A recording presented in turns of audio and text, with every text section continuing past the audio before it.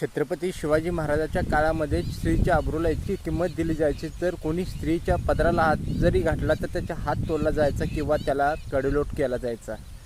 आज हे शासन किंवा आजच्या लोकांची मानसिकता काय, एखादा आरोपी एखाद्या कायद्याच्या कचाट्यामध्ये घाऊनसुद्धा तो एखाद्या न्यायालयात जातो, तिथं दाद मागतो, वकील देतो, आरोपाला प्रतिआरोप करतो, उत्तर देत बसतो आणि त्यातनं तो निर्दोषसुद्धा मुक्त होतो. म्हणजे एखाद्याला न्याय मिळण्यापेक्षा एखाद्यावरती अन्याय होतो आहे आणि आरोपी मात्र मोकाट सुटले जात आहेत. ही अत्यंत चुकीची गोष्ट आहे.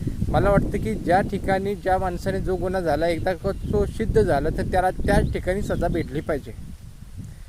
याचं कारण असं आहे की हा महाराष्ट्र साधू संतांचा, शूरांचा, वीरांचा, छत्रपतीच्या विचाराचा आहे आणि त्या विचाराचा मान राखला गेला पाहिजे. तरच कायद्याचं राज्य चाललं असं आम्ही म्हणू आणि तरच ते आपल्या महाराष्ट्राला शोभनीय आहे.